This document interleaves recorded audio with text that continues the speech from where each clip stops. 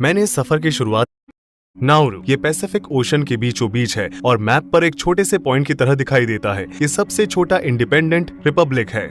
पूरे साल लगभग 200 लोग ही इस देश में आते हैं। मैंने इस सफर की शुरुआत 3 घंटे पहले इस्तांबुल के एयरपोर्ट पर पहुंचकर की। सबसे पहले मुझे सैन फ्रांसिस्को तक पहुंचने में 13.5 घंटे लगे। उसके बाद 7 घंटों तक रुकने के बाद मैंने फिजी आइलैंड्स में नाड़ी के लिए 13 घंटे की एक और लंबी फ्लाइट ली और दोबारा से 7 घंटे तक इंतजार किया। लगभग 75% सीट्स खाली होने के कारण नाड़ी से नाउरू की फ्लाइट में 4.5 घंटे लगे और आखिरकार मेरा 48 घंटे का सफर समाप्त हुआ। यह एक ऐसा देश है जहां बहुत कम लोगों का आना जाना है, यहाँ तक कि नजदीकी देश भी हजारों किलोमीटर दूर हैं। आखिरकार आइलैंड तक पहुंचने के बाद मुझे अगली फ्लाइट का इंतजार करना पड़ा, जो कि लगभग 1 हफ्ते बाद थी। पानी के जरिए भी यहाँ आना मुमकिन नहीं है। नाउरू के चारों ओर विशाल चट्टानें हैं जो जहाजों को किनारे के पास आने से रोकती हैं। कुछ समय पहले तक इस आइलैंड के लोगों के पास इतने पैसे हुआ करते थे कि उन्हें समझ नहीं आता था कि वे इन पैसों का क्या करें। साल 1975 के समय में फॉस्फेट डिपॉजिट से भरपूर नाउरू दुनिया में सबसे हाईएस्ट जीडीपी पर कैपिटा वाला देश बन गया। में जमीन के खराब हो जाने पर यहाँ किसी भी फल या सब्जियों को उगाया नहीं जा सकता। आर्टिफिशियल फूड्स और तले हुए खाने का ज्यादा से ज्यादा इस्तेमाल करने की वजह से नाउरू में ओबेसिटी रेट दुनिया में सबसे ज्यादा है और इसके अलावा यहाँ सिगरेट की खपत भी सबसे ज्यादा है। ये जाहिर है कि सरकार विदेशी मीडिया को देश से दूर रखना चाहती है। 1 महीने की लंबी प्रोसेस से गुजरने के बाद, जिसमें मैंने अनगिनत डॉक्यूमेंट सबमिट किए हैं, लेकिन फिर भी मुझे बड़ी मुश्किल से टूरिस्ट वीजा मिला। सामान्य एप्लीकेशन फीस $50 है, लेकिन जर्नलिस्ट्स और मीडिया वालों से $8,000 की भारी रकम की मांग की जाती है।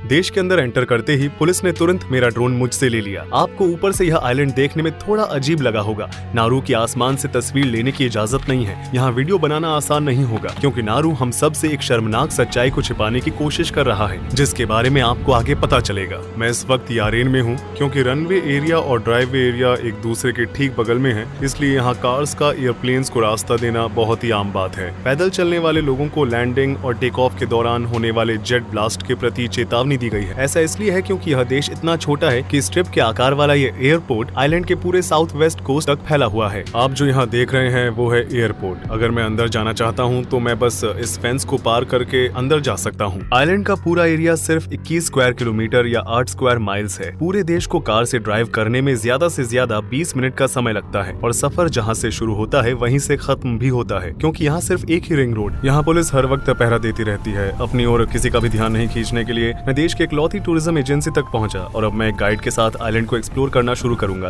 एजेंसी के मुताबिक इस आइलैंड पर महीने में 1 या 2 टूरिस्ट ही आते हैं, यानी कि इंटरनेट पर बताए गए नंबर्स असलियत से काफी अलग हैं। आप आइलैंड पर अपने खाली समय में क्या करते हैं? वॉलीबॉल। तो आप आइलैंड पर अपने खाली समय में क्या करते हैं? जो भी हम करना चाहें। जैसे कि मछली पकड़ना, सोना, खाना। वे सबसे ज्यादा क्या खाते हैं? Chinese food. 1 2 3। 1 2 3। लटके यहाँ से जाओ। लेकिन फिर भी यहाँ ज्यादा लोग नहीं आते। नाउरू सदियों से माइग्रेटरी बर्ड्स का पसंदीदा स्टॉप रहा है। पहले माना जाता था कि इस आइलैंड में लिमिटेड रिसोर्सेज हैं, लेकिन इसकी मिट्टी में पक्षियों की बीट और समुद्री माइक्रो ऑर्गेनिज्म से बना गुआनो नाम का एक खजाना था। साल 1899 में जर्मन जियोलॉजिस्ट एल्बर्ट एलिस ने पाया कि इस आइलैंड पर हाई क्वालिटी फॉस्फेट रिजर्व है। एक समय में इसकी कीमत गोल्ड जितना था। फॉस्फेट एक रॉ मटेरियल है जिसका इस्तेमाल एग्रीकल्चर में प्रोडक्टिविटी को बढ़ाने के लिए किया जाता है। और पहले विश्व युद्ध के दौरान ऑस्ट्रेलिया ने तुरंत नाउरू पर कब्जा कर लिया और इसे एक ओवरसीज माइनिंग फील्ड में बदल दिया। साल 1942 में कुछ समय के लिए जापान के कब्जे को छोड़कर निकाले गए फॉस्फेट को सालों तक दुनिया भर में बेहद कम कीमतों पर बेचा गया था। बुजुर्गों का कहना है कि इस जगह जापानी लोगों को इकट्ठा करके उन्हें बंद करके छत से गैसोलीन डालते थे और उन्हें वहीं जला देते थे। ये वही लोग होते थे जो उनके साथ काम नहीं करना चाहते थे। ये पटरी जो समय के साथ साथ मिटने वाली है, इसे साल 1907 में फॉस्फेट माइंस को धरती के अंदर वाले भाग से वेस्टर्न कोस्ट पर बने हार्बर तक लेकर जाने के लिए बनाया गया था। 1968 में नाउरू को आजादी मिलने तक यहाँ से 35 मिलियन मेट्रिक टन फॉस्फेट को निकाला जा चुका था। इस पर विश्वास करना थोड़ा मुश्किल है, लेकिन पिछले 100 सालों में दुनिया भर के कई लोगों की टेबल पर आने वाले फल और सब्जियां इस छोटे से आइलैंड की मिट्टी से निकाले गए फॉस्फेट से उगाए गए थे। आजादी मिलने के बाद नाउरू में पैसों की बारिश होने लगी और वहाँ पर रह रहे लोग जिनकी धरती का इस्तेमाल फॉस्फेट माइनिंग के लिए किया जा रहा था, उन्होंने अपनी नौकरी छोड़ दी और करोड़पति बनने का इंतजार करने लगे। चाइना और अन्य पैसिफिक आइलैंड से हजारों वर्कर्स को फॉस्फेट माइनिंग की गंदी, गर्म और कठिन परिस्थितियों में काम करने के लिए लाया गया था। साल 1975 तक नाउरू में रह रहे प्रति व्यक्ति की इनकम लगभग 1,76,000 USD थी, जबकि दुनिया की लीडिंग इकोनॉमी में अमेरिका की आज के इन्फ्लेशन रेट को ध्यान में रखते हुए लगभग 44,000 USD थी। नारू अपने आप को एक वेलफेयर स्टेट राज्य स्थापित करने में कामयाब रहा, जहां कोई टैक्स नहीं था। पढ़ाई लिखाई, ट्रांसपोर्टेशन, स्वास्थ्य सेवाएं और यहाँ तक कि रहना भी मुफ्त था। मैंने अपनी दादी को तकिए में पैसे भरकर बैंक से बाहर आते हुए देखा है। उन्होंने सारे पैसे अंदर भरे और पैसे लेकर बाहर चली गईं।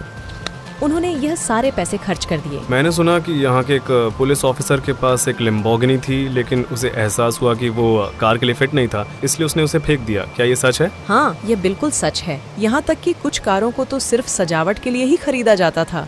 जैसे जैसे यहाँ पर रह रहे लोग अचानक अमीर होते गए, पैसा उन पर हावी होता गया और ये छोटा सा आइलैंड लेटेस्ट कार मॉडल से भर गया। सड़क पर चलते चलते हमने पहले जमाने की लग्जरी कार्स का कलेक्शन देखा।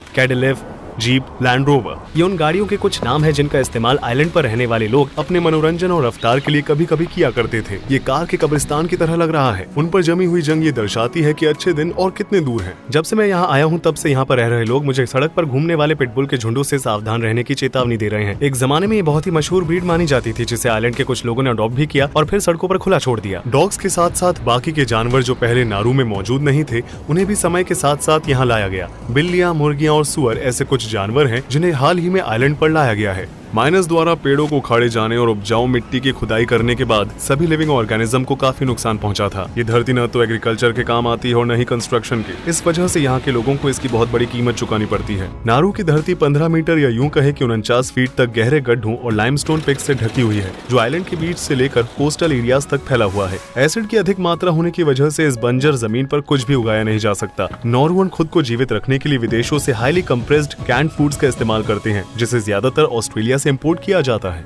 नारू के लोगों की एवरेज लाइफ एक्सपेक्टेंसी 64 साल है। सही डाइट न होने की वजह से नारुओं को सालों से दुनिया के सबसे ओबीस नेशन का खिताब मिलता आ रहा है। 150 साल पहले जब तक वेस्टर्न वर्ल्ड द्वारा इस आइलैंड को खोजा नहीं गया था, तब तक ये आइलैंड आत्मनिर्भर था, लेकिन आज वे सब कुछ आउटसोर्स कर रहे हैं। यहाँ पर रह रहे लगभग 97% पुरुष और 94% महिलाएं अधिक मोटापे से ग्रस्त हैं। नारुओं में मोटापे की समस्या महामारी जैसी है। हर जगह, सड़कों पर, रेस्टोरेंट्स में, बाजारों में मैं लोगों को इस मोटापे की परेशानी का सामना करते हुए देख सकता हूँ। ऐसी आबादी में जहाँ 45% लोगों को डायबिटीज है, इसलिए अंग विच्छेदन बहुत ही आम बात है। पूरे देश को जागरूकता को बढ़ावा देने वाले बैनर लगे हुए हैं। देखिए, स्टोर के शेल्फ्स पूरी तरह से खाली हैं। यहाँ हर 6 हफ्तों में प्रोडक्ट्स को इम्पोर्ट किया जाता है। आइलैंड पर ताजे फल और सब्जियां होना बहुत बड़ी बात है। एक फूल गोभी की कीमत 18 ऑस्ट्रेलियन डॉलर्स है और वहीं एक तरबूज की कीमत 61 ऑस्ट्रेलियन डॉलर्स है। कई लोगों को मीट प्रोडक्ट्स खाना पसंद होता है, जिन्हें वेस्टर्न कंट्रीज अपने ही लोगों को बेचना नहीं चाहती। उन्हें वे नोरुआन्स के लिए टर्की टेल्स के रूप में बेचते हैं। जानवर के इस हिस्से में लगभग 75% प्योर फैट होता है, जो हेल्दी खाने से कोसों दूर है।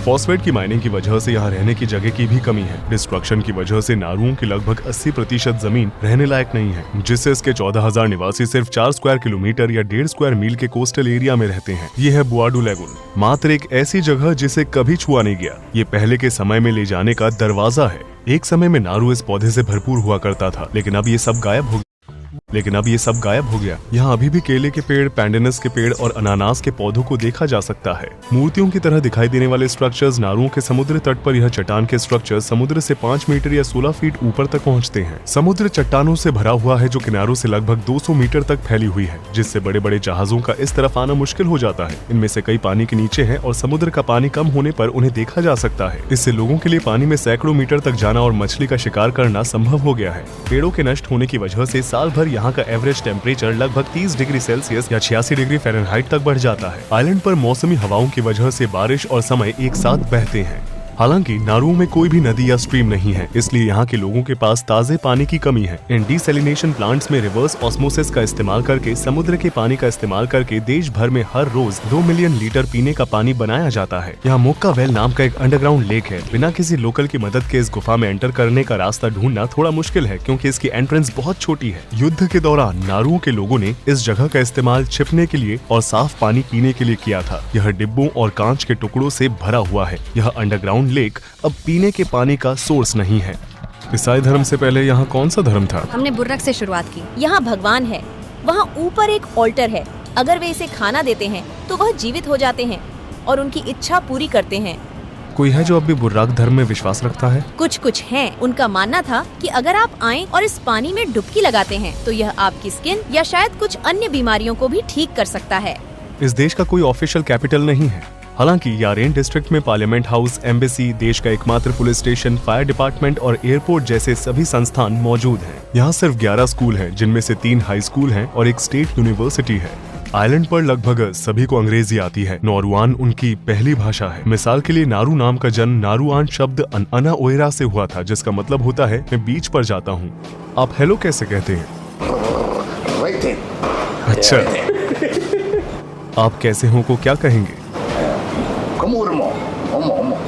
मैं पार्लियामेंट में हूँ जहाँ से नारू को चलाया जाता है। फॉर्मल सेटिंग के विपरीत यह आइलैंड के आरामदायक वातावरण को दर्शाता है। एंट्रेंस पर कोई सिक्योरिटी नहीं है और मुझे अपने फोन से फोटो और वीडियो लेने की भी परमिशन मिल गई है। उन्हीं सीट्स के साथ नारू का पार्लियामेंट दुनिया के सबसे छोटे पार्लियामेंट में से एक है। अगर यहाँ मौजूद लोगों को उन सीन्स के बारे में पता होता जो मैं आपको आगे वीडियो में दिखाने वाला हूँ, तो शायद वो मुझे ऐसा नहीं करने देते। साल 1970 में नारू सरकार को यह एहसास हुआ कि उनके फॉस्फेट रिजर्व खत्म हो रहे हैं और कई अन्य सहित फॉरेन प्रॉपर्टीज में निवेश करके oil rich countries, middle eastern countries की स्ट्रेटेजी को अपनाते और उन्होंने मेलबर्न में नारू हाउस, हवाई में नारू टावर, गुआम में पैसिफिक स्टार होटल, वॉशिंगटन में पैसिफिक हाउस, फिजी में द ग्रैंड पैसिफिक होटल। हालांकि भ्रष्टाचार और गलत मैनेजमेंट ने सरकार को 1990 के दशक में प्रति वर्ष लाखों डॉलर के कर्जे में डाल दिया और फॉस्फेट से होने वाली कमाई जल्द ही खत्म हो गई। अपने आप को बनाए रखने की कोशिश में सरकार ने देश को टैक्स हेवन में बदलना चाहा और इसके चलते यह ड्रग कंट्रोल, रूसी माफिया और अलकायदा जैसी ऑर्गेनाइजेशन के साथ मनी लॉन्ड्रिंग घोटालों में शामिल हो गई। नारू ने 400 से भी अधिक फॉरेन बैंक्स को एक ऐसे सिस्टम के तहत लाइसेंस जारी किया जिसमें ब्रांचिंग की आवश्यकता नहीं थी और ऑप्शनल रिकॉर्ड रखने की अनुमति थी। उस अवधि के दौरान अकेले रूसी माफिया ने नारू में बैंक्स के जरिए 70 बिलियन अमेरिकी डॉलर का अनुमान लगाया। इंटरनेशनल प्रेशर की वजह से देश को गैर कानूनी बैंकिंग एक्टिविटीज पर रोक लगानी पड़ी और 2004 से कैश बेस्ड इकोनॉमी का इस्तेमाल करने के लिए मजबूर किया गया। ऑस्ट्रेलियन डॉलर नारू की ऑफिशियल करेंसी है। देश भर में मौजूद कुछ ही एटीएम्स में भी पैसे नहीं है। मैं अपने साथ कुछ कैश लेकर आया था, लेकिन यहाँ क्रेडिट कार्ड भी स्वीकार नहीं किए जाते। मनी लॉन्ड्रिंग को रोकने की कोशिशों के बावजूद आज की तारीख में यहाँ बस एक ऑस्ट्रेलियन बैंक कार्य करती है। साल 2000 आते आते फॉस्फेट रिजर्व समाप्त हो गए और फॉस्फेट एक्सपोर्ट अपने पीक पीरियड के मुकाबले 1% तक गिर गया। देश के सेंट्रल बैंक को बंद कर दिया गया और दूसरे देशों में इसकी प्रॉपर्टीज को एक एक करके बेचा गया। टॉप साइड से आगे बढ़ने पर हम खुदाई करने वाली मशीनों को काम करते हुए देख सकते हैं। देश में अभी भी छोटे पैमाने पर फॉस्फेट की खुदाई की जाती है। अगर उन्हें यहाँ एक और फॉस्फेट माइन मिलती है तो क्या आप उसकी माइनिंग को सपोर्ट करेंगे? मैं बस यही कहूँगा कि नेचर को अकेला छोड़ डीएच देना चाहिए, क्योंकि नाउरू में जमीन को खोदा जा रहा है। अगर ऐसा ही चलता रहा तो हम एक दिन डूब जाएंगे। 52% आबादी गरीबी रेखा पर या उससे नीचे रहती है और चर्च की सहायता के साथ जीवित रहने की कोशिश करती है। जिन क्षेत्रों में कम कमाई होती है वहाँ तनाव की वजह से तंबाकू का सेवन बहुत ज्यादा किया जाता है। साल 2020 के डेटा के अनुसार नारू का स्मोकिंग रेट दुनिया भर में सबसे ज्यादा है। इस आइलैंड पर कुल 5 बीचेस हैं और वहाँ भी हम टायर और कचरा देख सकते हैं। नारू साल 2001 में फाइनेंशियल सपोर्ट के बदले ऑस्ट्रेलिया से अवांछित शरणार्थियों को स्वीकार करने के लिए राजी हो गया। लगभग 1000 शरणार्थियों, जिनमें ज्यादातर अफगान, इराकी और ईरानी थे, को नारू ले जाया गया और हिरासत में ले लिया गया।